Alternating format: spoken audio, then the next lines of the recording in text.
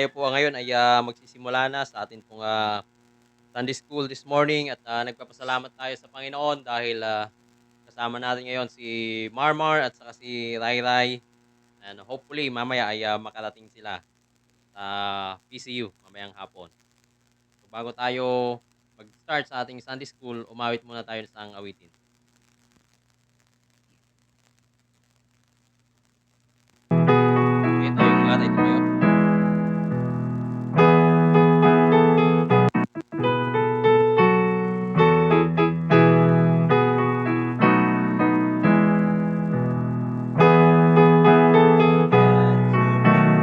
Wonderful words of life, let me more of their beauty see. Wonderful words of life, words of life and beauty, teach me faith and duty. Beautiful words, wonderful words, wonderful words of life. Beautiful words, wonderful words, wonderful words of life.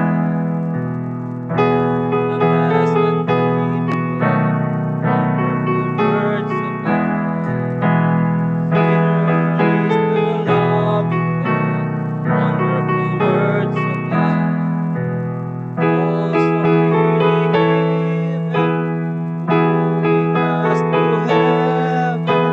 Beautiful words, wonderful words, wonderful words of life. Beautiful words, wonderful words, wonderful words of life. With the echo the gospel call, wonderful words of life.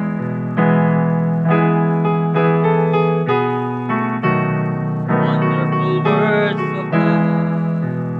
Jesus, only Savior, sanctify forever.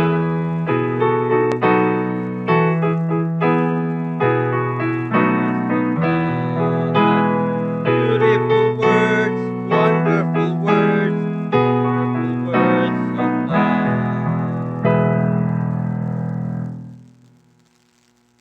O aming, Panginoon, kami po ay, nagpapasalamat dahil, patuloy po na naipapahayag ang inyong pong, salita dito sa aming bansa na mayroon pong, kapayapaan at, kalayaan, O Diyos.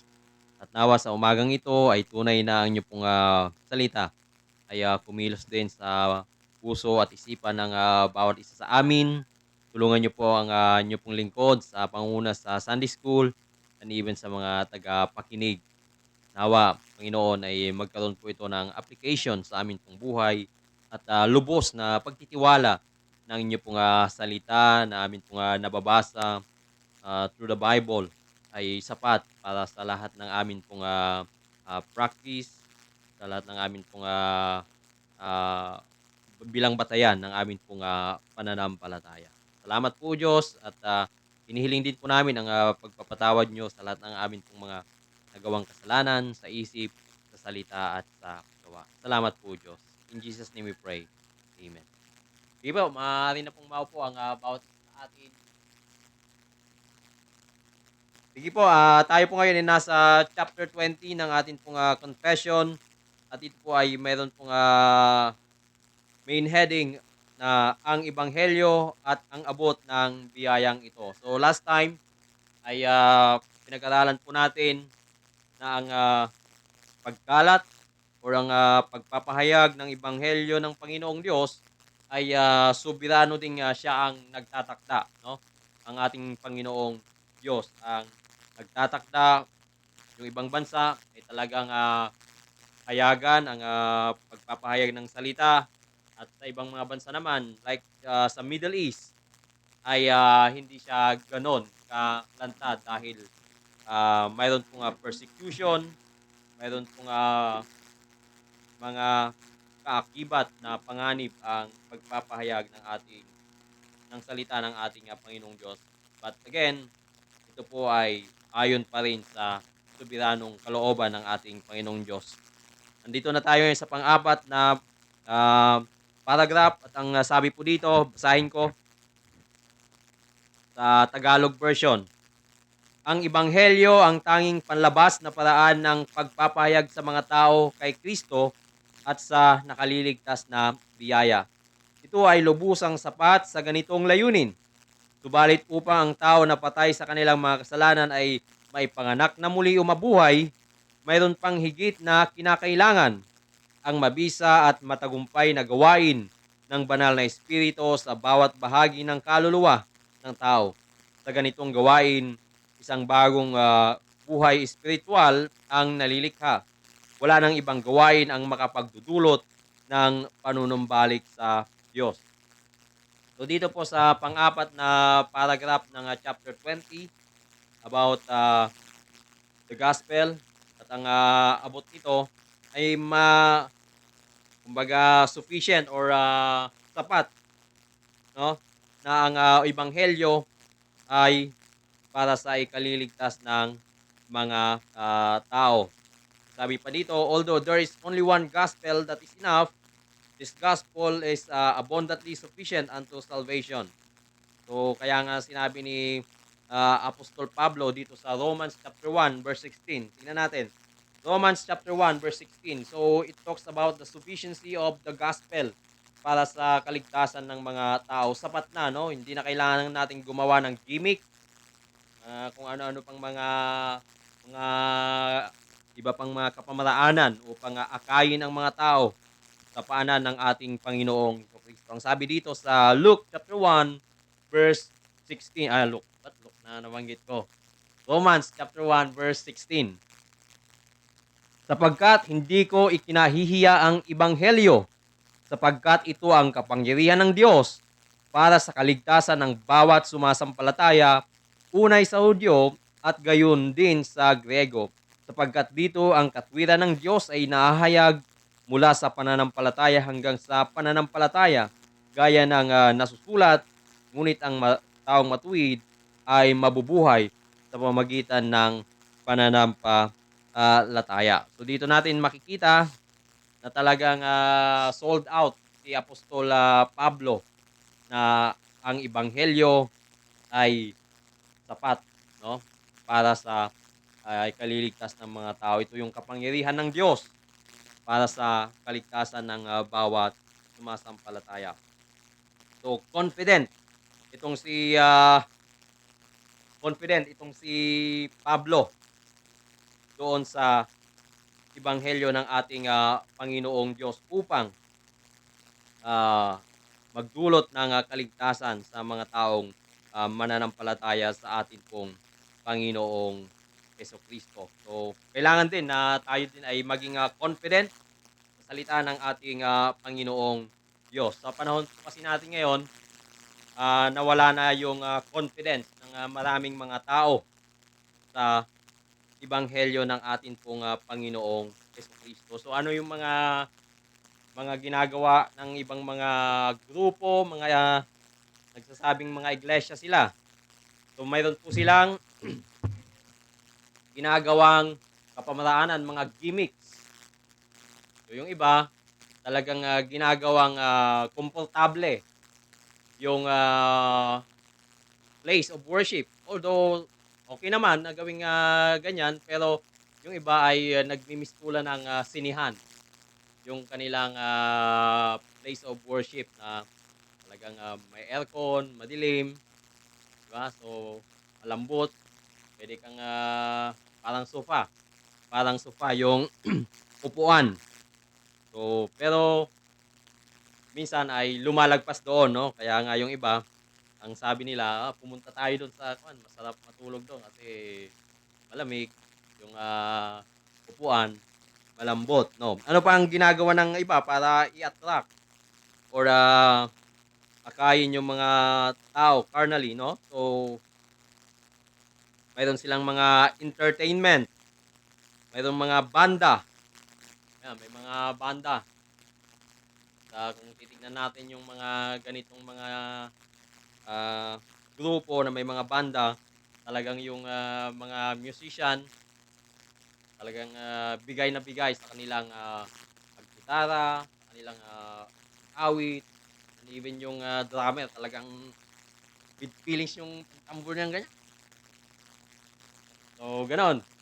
At, naaagaw yung, pansin ng mga tao, wala na sa ating Panginoon kundi do'n sa galing na ng mga, musician. Saglit lang po, mayroong, urgent.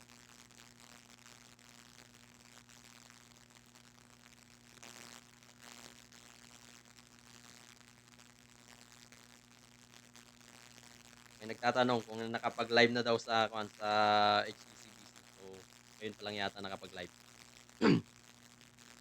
So, gano'n, yung iba merong, gospel bands, yung iba naman may mga puppet shows, 'di ba? May mga puppet shows na. So, instead na pure, gospel, proclamation, meron na silang mga palabas.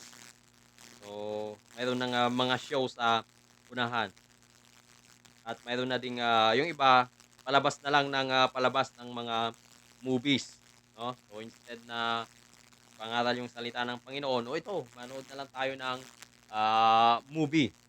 At, yun na daw. Pero, hindi yun, sapat 'no, kasi mas maganda na, i-proclaim yung, salita ng ating Panginoong Diyos upang ma-address yung pangangailangan ng isang tao. Ano ba yung need ng isang tao? Yung need niya ay malaman niya na siya po ay makasalanan at kailangan niya ng tagapagligtas at walang iba kundi ang atin pong Panginoong Jesucristo. Okay, pero titignan natin, 'di ba, sapat na yung, ebanghelyo ng ating, Panginoong Diyos, pero sinabi din dito sa ating, confession, "Subalit upang ang tao na patay sa kanilang mga kasalanan ay maipanganak na muli ang mabuhay, mayroon pang higit na kinakailangan." So, ano yung, kinakailangan nito? So, kasama nung, salita ng Panginoong Diyos, nung ebanghelyo, ay mayroon pang, kailangan. At ano ang, kailangan po na ito? Ang kailangan ay ang mabisa at matagumpay na gawain ng banal na espiritu sa bawat bahagi ng kaluluwa ng tao.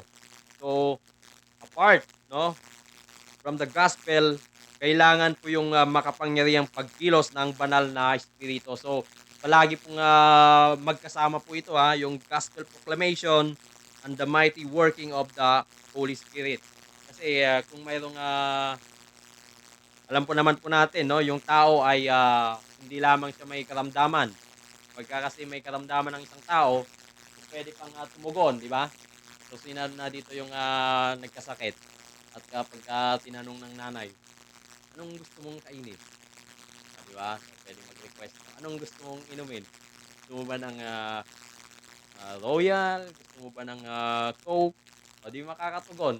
Sabi na, "Pagkakataon ko na 'to para maipabili yung gustong-gusto kong pagkain, burger tsaka Chicken Joy." Ah, 'yan nakaka-respond. So, gano'n yung, may sakit lang, pero ang tao, according to the Bible, siya po ay, patay sa kasalanan at sa pagsalangsang. Therefore, hindi po siya makakatugon, 'no? Kaya't, kailangan po ang, makapangyarihang pagkilos ng, banal na, espiritu para ang isang taong patay ay magkaroon ng buhay. The word apart from the Spirit's powerful work will not save. Men are dead in their sins and cannot hear. So, yung taong, patay, hindi yan makaka-response kahit na tusukin mo yan, kahit na tadyakan mo yan, kahit na sampalin mo yan, hindi yan magre-response. Kaya't kailangan ang pagkilos na makapangyarihan ng banal na espiritu. So, kagaya nung nangyari kay Lydia, tignan po natin sa Acts chapter 16 verse 14. Acts chapter 16 verse 14 na kung saan ang banal na espiritu ay talagang, kumilos sa buhay ni Lydia. Acts 16 verse, 14.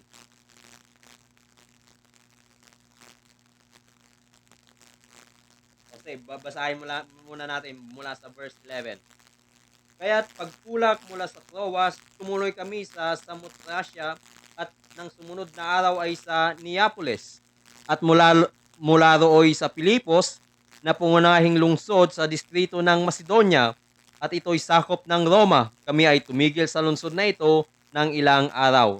Verse 13, at sa araw ng Sabat ay pumunta kami sa labas ng pintuan sa may tabi ng ilog na sa palagay namin ay may dakong panalanginan at kami umupo at nakipag-usap sa mga babaeng nagtitipon doon. At nakinig sa amin ang isang babaeng ang pangalan ay Lydia na sumasamba sa Diyos. Siya ay mula sa lungsod ng Thyatira at isang mangangalakal ng mga telang kulay ubi. Binuksan ng Panginoon ang kanyang puso upang makinig na mabuti sa mga bagay na sinasabi ni Pablo. So dito natin makikita ang pagkilos ng banal na espiritu sa puso ni Lydia. So kung hindi kumilos ang banal na espiritu, kahit na 1,000 marinig ng isang tao ang ebanghelyo, ay hindi po siya tutugon.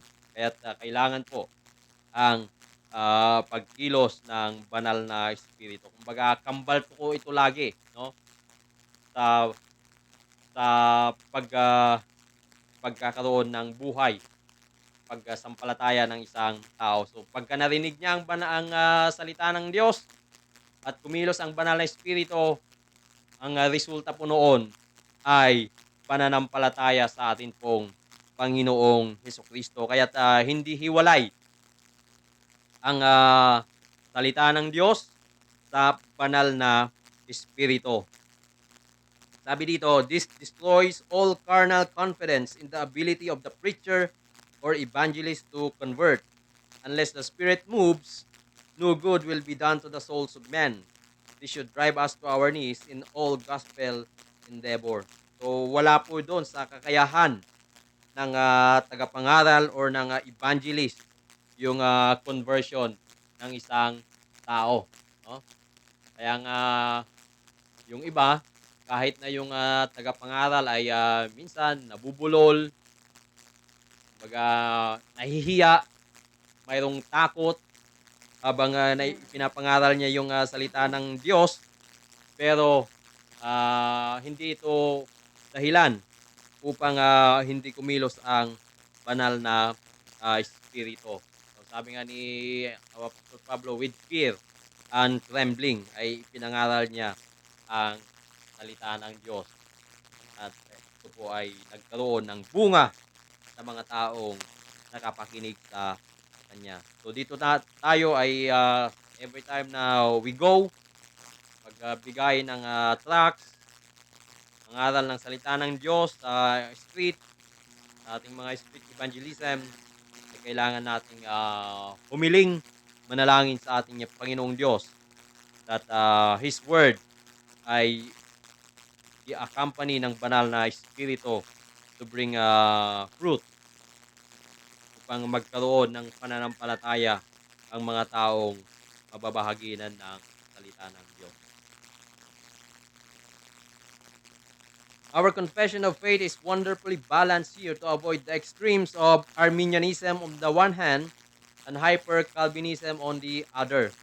So yung paniniwala kasi ng Arminians, di ba? So mayroon po silang kakayahan na tumugon sa salita or sa paanyaya ng ebanghelyo. So they can decide for themselves to accept Jesus Christ in their heart, no? So sino ba ang nagpauso nito? Yung altar call. So sabi ng preacher, sige, lahat ng gustong tumanggap sa ating Panginoong Hesus, pumunta dito sa harapan. Di ba? So na-experience ko na rin yan, maraming beses na rin. So every time na may papa-altar call na napupunta rin ako dati. Pero dahil alam na natin na hindi pala ito biblical, hindi na natin ginagawa at hindi na rin po tayo nagpapa-sinners prayer. Ang sabi dito, Arminians such as Charles Finney believe and teach that by creating the proper conditions for the preaching of the word and properly declaring it, the results of conversion are assured. So ano ba yung ginagawa ng iba?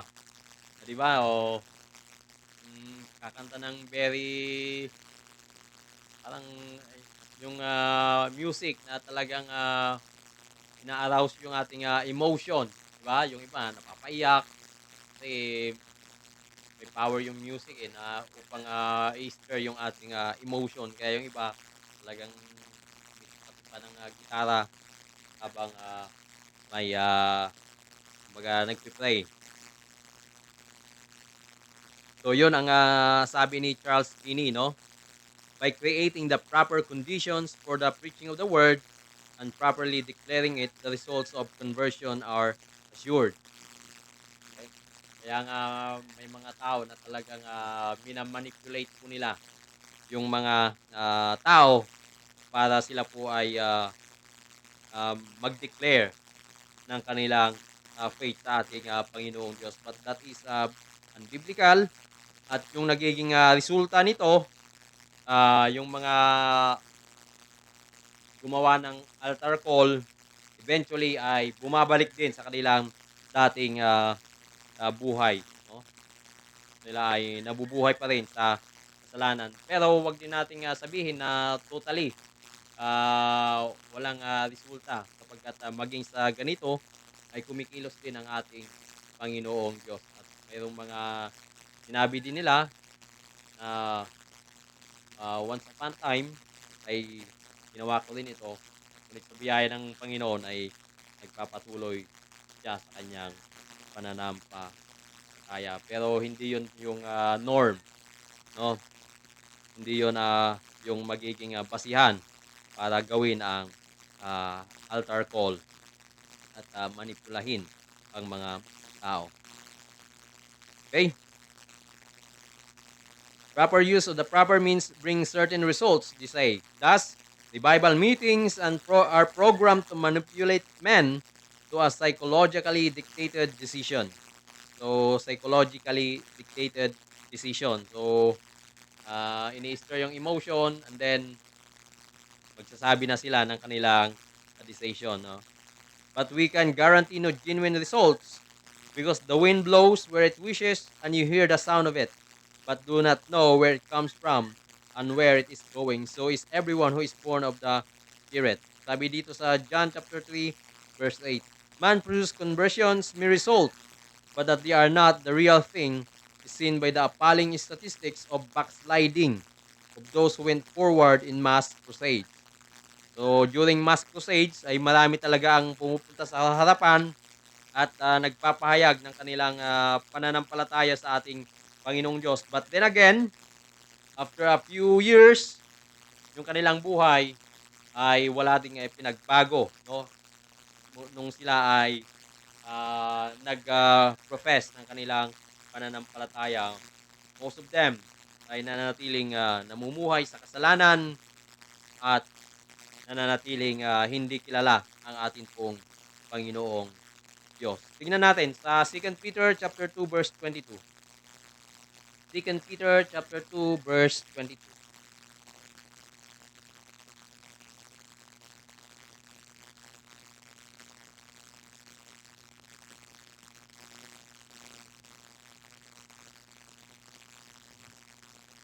Nangyari sa kanila ang ayon sa tunay na kawikaan. Nagbabalik muli ang aso sa kanyang sariling suka at ang babaeng baboy na nahugasan na sa paglulublob sa putik. So ibig sabihin, there is no real conversion sa ganitong mga situation na sila po ay nag-profess ng kanilang pananampalataya because they were aroused emotionally, because they were dictated by their emotions, by the music that they hear. So ano nangyari? Bumabalik sila sa dati nilang kalagayan. Ibig sabihin, there is no real conversion, there is no real faith in our Lord Jesus Christ. Okay? So yan po yung Armenians. They believe that they can decide for Jesus. Pero may isa pang danger din at ito po yung hyper-Calvinism. No? So yung isa kanina, people can decide to accept Lord Jesus Christ as their Lord and Savior. So mayroon silang free will. Dito naman sa hyper-Calvinism, there are those who teach that men are saved by sovereign spirit regeneration. That is that the spirit regenerates and give life apart from the hearing of the word of God. Kahit na wala na daw salita ng Panginoong Diyos, ay Dahil soberano ang Diyos, magkakaroon or mababago ang buhay ng isang tao kahit hindi po niya napapakinggan ang salita ng ating Panginoong Diyos.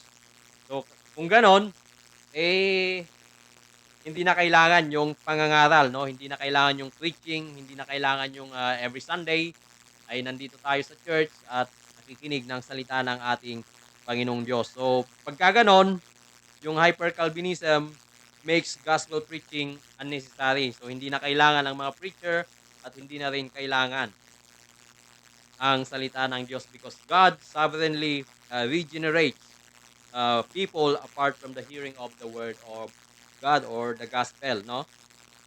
So, hindi na daw kailangan. So, yun naman po yung according sa hyper-Calvinism. At ito po ay kinukontra or nire-refute ng atin pong confession dito, no? Kasi kung wala ang salita ng Diyos, there is no regeneration. So, paano mangungusap ang banal na espiritu sa tao na hindi naman niya napakinggan ang banal na salita ng Diyos? Kasi yun yung means upang kausapin ng banal na espiritu ang tao. The scripture the scriptures declare that the word is necessary to the new birth. For you have been born again, not of seed which is perishable, but imperishable, that is through the living and abiding word of God. So tingnan natin sa First Peter chapter 1. First Peter chapter 1, 23 hanggang sa 25. So dito natin na makikita. First Peter chapter 1, 23 hanggang sa 25. Sabi po dito, ipinanganak na kayong muli, hindi ng binhing nasisira, kundi ng walang kasiraan sa pamagitan ng buhay at excuse me, kundi ng walang kasiraan sa pamagitan ng buhay at nananatiling salita ng Diyos, sapagkat ang lahat ng laman ay gaya ng damo at ang lahat ng kaluwalhatian nito ay gaya ng bulaklak ng damo. Ang damo'y natutuyo at ang bulaklak ay nalalanta, subalit ang salita ng Panginoon ay nananatili magpakailanman. Ang salitang ito ay ang magandang balita na ipinangaral sa inyo. So sa mga sinulatan po ni Apostola Pedro, ay talagang sila po ay ipinanganak sa pamagitan ng salita ng ating Panginoong Diyos, no? Buhay at nananatiling salita ng Diyos. Kaya nga sabi ng Bible, mawala na ang lahat, pero ang salita ng Diyos ay nananatili. So yan po ang gospel ng ating Panginoong Diyos. The gospel preached is the means by which they are declared to have been born again. So ito yung means, no? Kaya sila po ay naipanganak na muli. So, tignan pa natin sa ibang passage sa First chapter 1 verse 18, no? Sa unang kabanata ng Santiago. Santiago 1:18. Okay? So, sabi dito, alinsunod sa kanyang sariling kalooban, tayo ay pinanganak niya sa pamagitan ng salita ng katotohanan upang tayo maging isang uri ng mga unang bunga sa kanyang mga nilalang. So, ang sabi dito, sa pamagitan ng katotohanan. So, ano ba yung katotohanan? Ang salita ng Diyos at wala ng iba pa. In the exercise of His will, He brought us forth by the word of God, by the word of truth, so that we might be, as it were, the first fruits among His creatures. It is by the word of truth that we were brought forth, that is born again. It is sovereign, yes, but it is by means. So, may means, no? May means or kapamaraanan. At ito po ay sa pamamagitan ng salita ng atin pong Panginoong Diyos. So, tignan pa natin sa ibang passages na kung saan ay talagang malinaw na ipinapakita that the instrument in the regeneration of sinners is through the Word of God, through the Gospel. Sa Acts chapter 14, verse 21. Acts chapter 14, verse 21. Verse 21.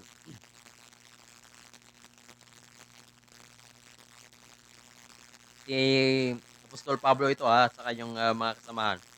Nang may pangaral na nila ang ebanghelyo sa lungsod na iyon at ginawang mga alagad ang marami, nagbalik sila sa Listra, sa Iconio at sa Antioquia. Okay. So paano daw naging mga alagad ang marami doon? Ito po ay sa pamagitan ng pangangaral ng ebanghelyo ng ating Panginoong Diyos. So no gospel proclamation, no discipleship, no? No disciples. Tignan pa natin sa iba. First Corinthians chapter 4 verse 15. First Corinthians chapter 4 verse 15.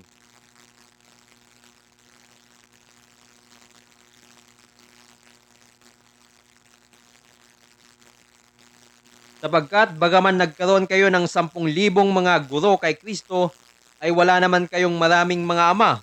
Sapagkat kay Kristo Jesus ay ipinanganak po kayo sa pamagitan ng ebanghelyo. Yan. So, naipanganak sila sa pamagitan ng ebanghelyo. Naging mga anak ng Diyos sa pamagitan ng ebanghelyo. Ephesians chapter 1 verse 13. Ephesians chapter 1 verse 13. Sa kanya'y kayo rin naman nakarinig ng salita ng katotohanan, ang ebanghelyo ng inyong kaligtasan. At kayo na sumasampalataya sa kanya ay tinataka ng ipinangakong Espiritu Santo. Okay, so makita natin ulit doon, nakarinig ng salita ng katotohanan, ang ebanghelyo ng inyong kaligtasan. At basahin nyo lang din yung James chapter 1 verse 21. Babasahin na natin. James 1:21.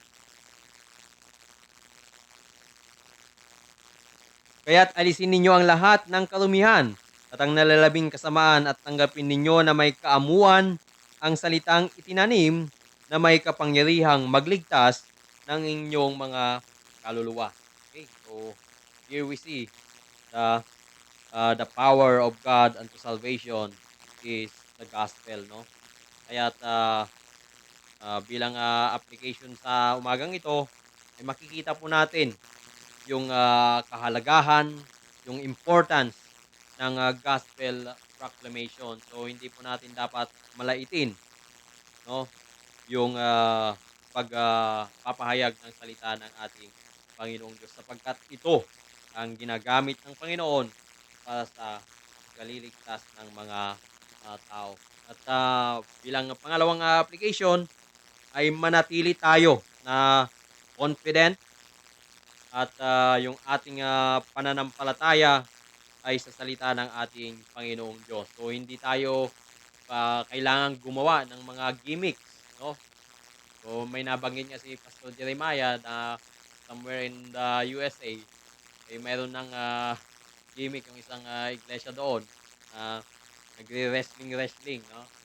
So yung iba ay mayroon pang parang pinalulundag niya yung kanyang motorsiklo, no? So ang nagiging labas na nito ay entertainment na, no? Hindi na gospel proclamation.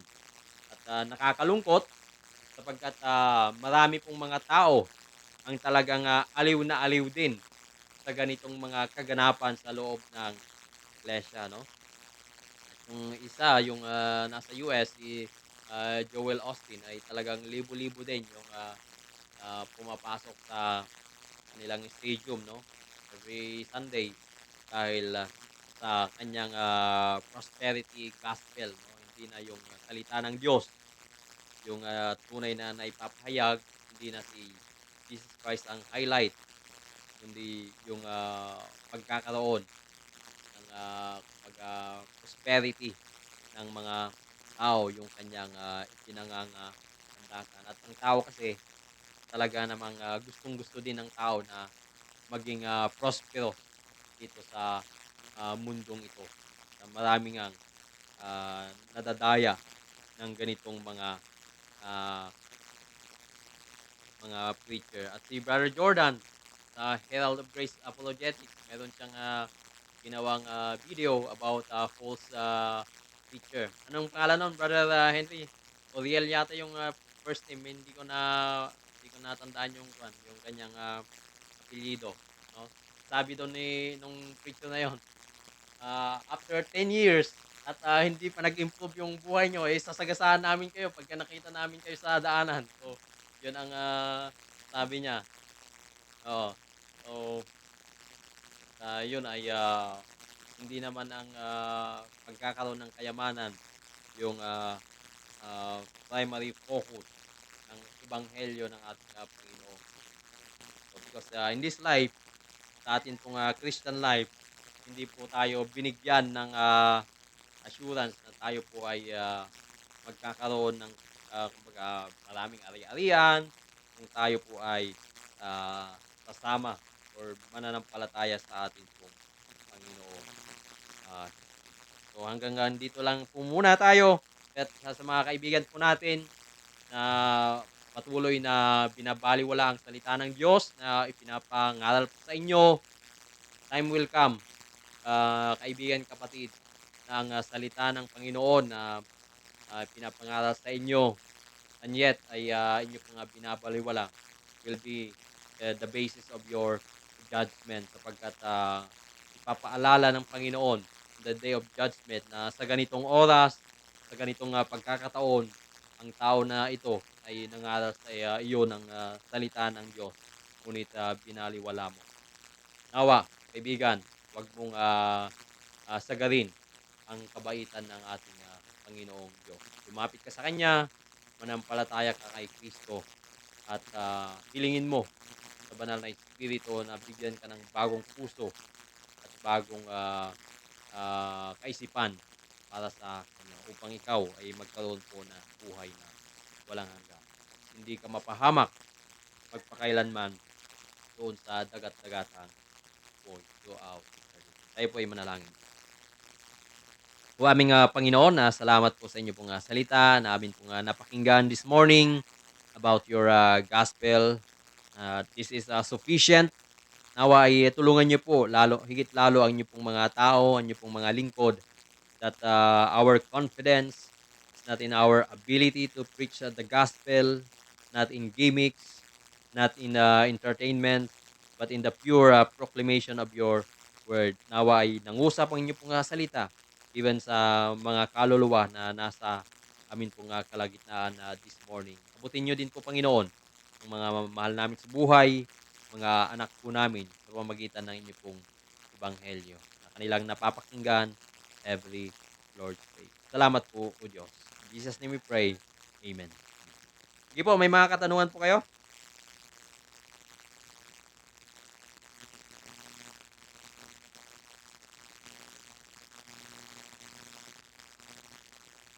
Hmm.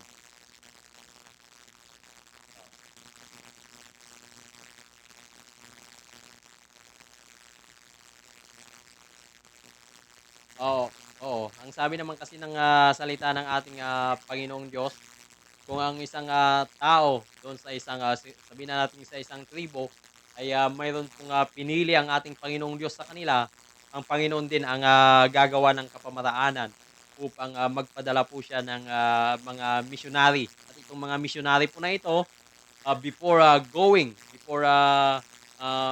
kumbaga yung iba, before going to that certain tribe, inaaral nila yung lingwahe ng mga tribo na yon.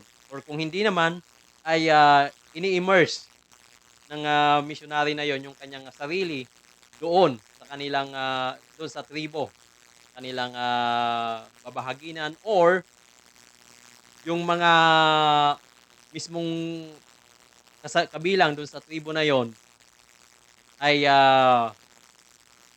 manampalataya at yun yung magiging daan para maibahagi din yung salita ng Diyos sa kanya pong mga katribo. So kung titignan po natin si Paul Washer, ay talagang marami siyang mga kapartner na mga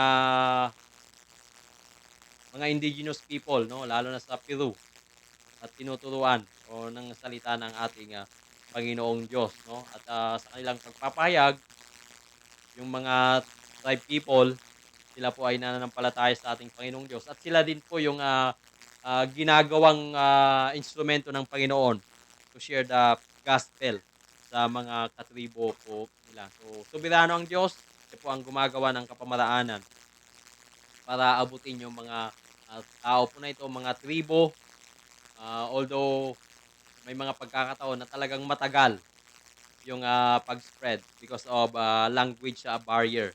Pero ang Diyos ay hindi po niya hahayaan ng isang tao, gaano man siya kalayo, gaano man siya ka-isolated, ay gagawa at gagawa ng kapamaraanan ng ating Panginoong Diyos.